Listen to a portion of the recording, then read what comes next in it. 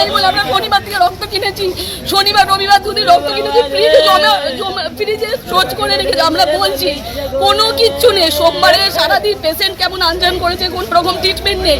বিকালে আমাদের বাড়ি দুটো রক্ত কিনে ফ্রিজে স্টোরেজ, আমরা স্বর্ণ থেকে রক্ত কেনা হয়েছে শনিবারে। তো সোমবারে বিকেলে আমাদের বাড়ির লোক সব কন্ট্যাক্ট করে, যোগাযোগ করার পর সোমবারে ট্রিটমেন্ট শুরু করেছে। কালকে যখন অনেকটা বাড়াবাড়ি হয়েছে তখন রক্ত দিয়েছে একটা রক্ত চাপানোর পর আবার একটা রক্ত চাপাতে আমাদের পেশেন্টের পুরো অবস্থা খারাপ, কালকে সেন্সলেস। কিন্তু কালকের থেকে বলছে আমরা আইসিইউ দেবো, কোনো রকম আইসিইউ ব্যবস্থা না। আজকে সারাদিন ডাক্তার নেই, কোনো ট্রিটমেন্ট হয়নি ডাক্তারের, কোনো কিছু না। আমাদের পেশেন্টটাকে বিনা চিকিৎসায় মেরে দিল। হিমোগ্লোবিনের জন্য বর্ধমানে কোনো পেশেন্ট মারা যায় থেকে লজ্জার কিছু নেই, বর্ধমান হসপিটালের মতন জায়গা, এটা ধিক্কার আর কিচ্ছু না।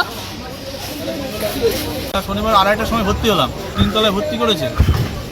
করার পরে রক্ত আনতে বললো আমাকে, 2:30টার সময় আমাকে বললো তুমি রক্ত নিয়ে আসো। তো রক্ত আনতে গেছি, আনতে যাওয়ার পর এখানে রক্ত পাইনি। তা এরা বলছে ডোনার চাই। আমি বলছি ডোনার আজকে দিতে পারবো না, এমার্জেন্সি পেশেন্ট, খুব এমার্জেন্সি, তার রক্তটা আপনারা দিন, কালকে আমি ডোনার দেবো। কোনো রকম কথা শুনছে না, চুপচাপ বসে আছে। ভিতরে গিয়েছি, হাওয়া খাচ্ছে, কোনো কথাই শুনছে না। বললে আবার চোট কথা দেখাচ্ছে।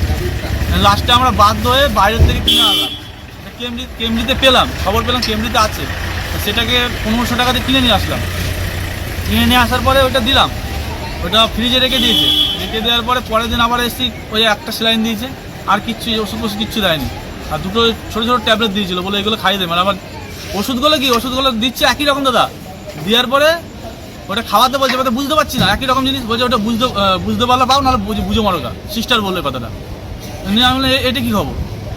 নিয়ে ওটা রেখে দিলাম, কোনো রকম বুঝে খাওয়ালাম। খাওয়ানোর পরে আবার রাত্রেবেলা আবার বলছে আরেকটা রক্ত লাগবে। আমরা আগের দিনে রক্ত চালান নিতে, আবার রক্ত লাগবে মানে বলছে লাগবে, তুমি নিয়ে এসে রাখো।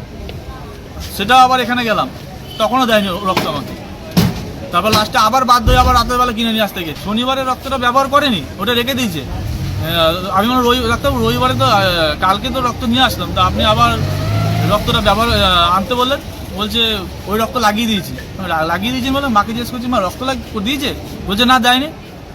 তারপরে আবার রবিবার রক্ত নিয়ে এসেছি দুটো, নিয়ে আসার পরে তারপরে আমি জিজ্ঞেস করলাম তারপর লাগায়নি তো?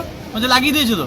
তারপর ফ্রিজ খুলে দেখে দুটো রয়েছে, একটাও ব্যবহার করে লাগায়নি। সেটা শনিবারে আনতে বলে, সেটা সোমবার দিন আবার বিকালবেলা সারাদিন খেতে পারছে না বলে আমি বললাম যে তোমার দিন আপনার, তা আবার বলার পর নিজের থেকে চালায়নি, বলার পরে মানে রিকোয়েস্ট করার পর তারপর চালালো। সন্ধ্যাবেলা ওই 8:30 এরকম টাইম করে মনে যখন দেখতে আসে ওরা আর কি চালানোর পরে একটা দিল, দেওয়ার পরে কোনো রকম ফটোফট টেনে নিয়েছে। ওটা টানার সঙ্গে সঙ্গে আবার আরেকটা দিয়ে দিয়েছে।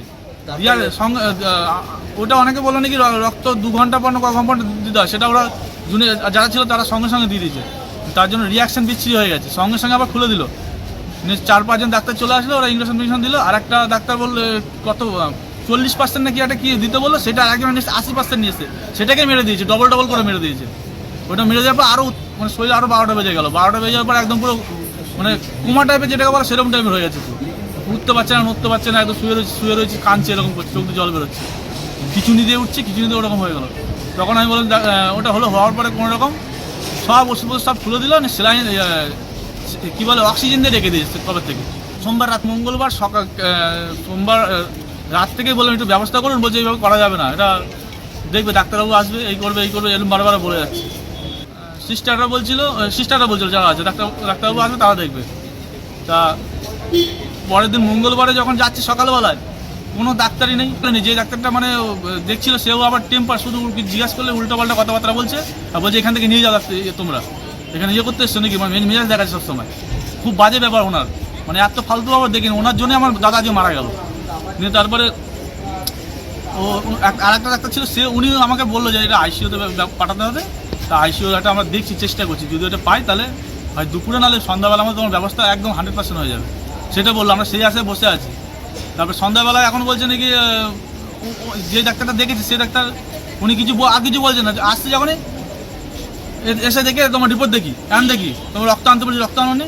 আমি রক্ত এনেছি তো। মঙ্গলবার সন্ধ্যাবেলা মারা গেল। মঙ্গলবার আবার রক্ত চেয়েছে, না আসেনি, ওর সামনেই আসেনি। আর উনি সন্ধ্যাবেলায় ছিল। কি অভিযোগ আপনাদের, কি অভিযোগ? আমার অভিযোগ তো ওনাকে কঠোরভাবে শাস্তি দেওয়া, সাসপেন্ড করা উচিত।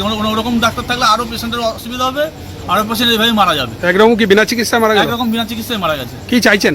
ওনার সাসপেন্ড হওয়া দরকার, আরও ঠিক শাস্তি হওয়া দরকার আছে ওনার। আপনার কি নাম? আমার প্রসেনজিৎ কর্মকার। যিনি ছিলেন তিনি কে? আমার দাদা। কি নাম? অমিত কর্মকার। কতটা বয়স? ওই 39। কোথায় বাড়ি? ছোট নীলপুর আমবাগান।